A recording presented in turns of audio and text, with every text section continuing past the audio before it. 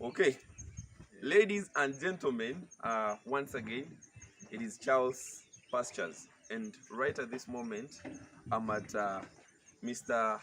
Anatol Kasaija's amazing farm, and right now we're looking at a very successful feedlot, and I want him to take us through the specifics. We're basically going to look at the basics on how to put up a very nice feedlot, a very simple one. We're going to look at how to add value to feeds.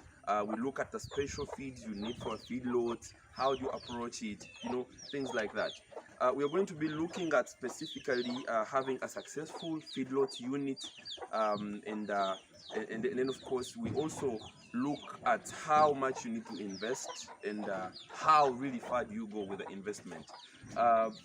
Mr. Kasaija, allow me to give my thanks and appreciate the work that you've done here. Okay. Right now I can see this structure right here, this space. So you told me it is the preparing structure, kind of. Yeah. So you were talking of when you bring them in, this is where it is the waiting area. Exactly. So you're monitoring them.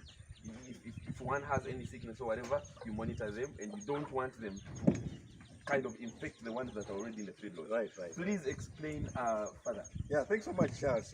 Yeah. Just like you already said it, we wanted just to keep it very simple. Yeah.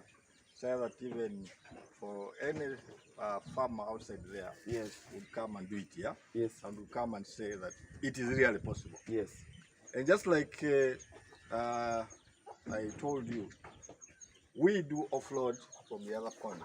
That is our offloading and loading ram, yeah? Yes, please. And just like you see it there, it is made from local material. And when we offload, we have just brought in the bridge, yeah? This is our waiting area. Yeah? Yes. And here we have to keep these breeds for some time. Yeah. Talk of a period of 5 to 10 days. Yeah? Yes, please. And while they're here, we are monitoring them. Yeah. Because you never know, when we go outside there for sourcing, there could be some breeds which are infected, and we don't want to cause confusion. Yeah. To these others which are around here. Yeah. And just like we have to feed them from here, and I've just told you, this is a new system. Yeah. We have just started. We are not a month old here. Yeah. True. Yeah. But we have started, and we want also to introduce some feeding traps here. So that when the breeds are here, we keep them here for some time. They feed and drink from this point. Yeah? Exactly. Yeah. And we need also to spray them from the crush. That's the crush. Made from local materials. Yes, please. Yeah. And basically, these were eucalyptus. We got them from here. Apart from buying the nails. Yeah. From your own plantation. Exactly. That's amazing. Exactly. Yeah. So we need to spray them here. And just like I already told you some time back, we will have to weigh the breeds. Yeah. Exactly. And that point there is practically set for a weighing scale. Yeah. Yes. Because we need to ascertain the weights of these breeds by the time we bring them in. Yeah. So by the time you introduce them. Exactly. Yes. We need to ascertain their weights. Yes. Yeah. So we keep on monitoring on a weekly basis because this is business. Yeah. Yes, please. Yeah. True. Yeah. So we weigh, we spray them from here. Then after 5 to 10 days, we introduce them to the feeding area, where we have this is a feedlot. Yeah. It's a feedlot. Exactly. Yeah. And just like I told you, we just want to keep it very simple. You're seeing the feeding traps. These are made from local materials. Yeah. And you can see these members are busy enjoying here. Yeah, exactly. That I agree. And absolutely. They adopt, yeah? Yeah. Because we source them from areas where they have been feeding on a free range. But from here, we introduce them to a system where they feed from here. Yes, please. Here. Yeah. But within a period of 2 to 3 days, they have completely adopted the system. Yes, please. Yeah? And as you can see, we have our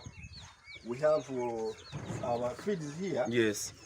They are made out of silage. Yes. Then we have napier, of course, sugar napier. Exactly, as forage. As right? forage. Yes, And, yes. we have added value also because there's some bran and some soybean. Yes. Much as we put them in a small quantities, because as business you need to value what you're doing. Of course, If at all you are to go to the next step. Yes, please. Yeah. So right there, the other point, you will find that we have also feeding troughs, which are made of plastic material. Yes, please. Yes. Yeah, but just like I said, simplicity. Exactly. For the rest of our farmers, they have to see that they can copy this, they can do it and replicate it on their farms. Yeah. Yes, please. So we need to keep it very simple. Thank you so much. Thank you so much. That is really amazing. Now, this is what I'm always talking about, ladies and gentlemen. Simplicity.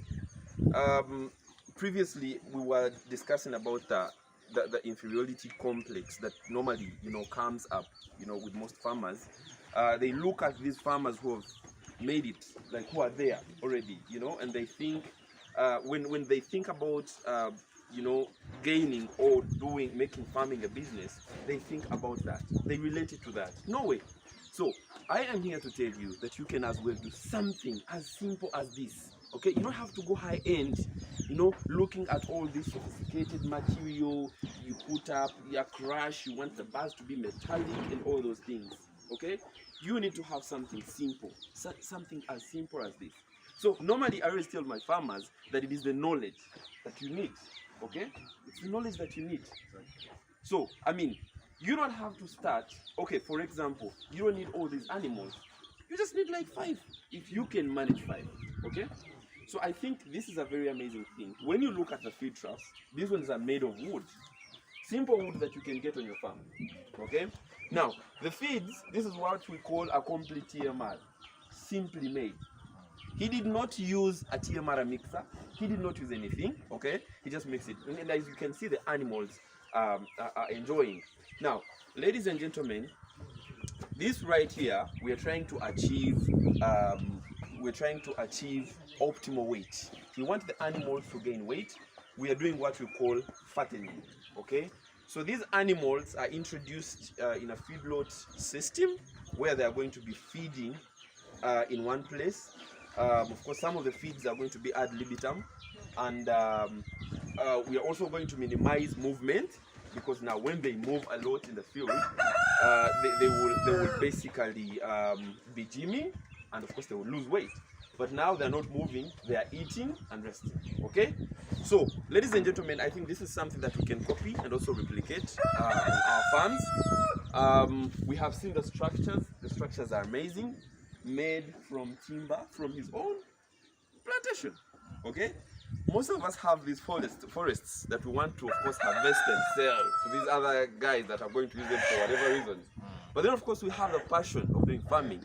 So I think we can really pick a leaf from Mr. Kasaija's, and we really gain from farming. Okay, thank you so much for watching. I will catch you in the next episode of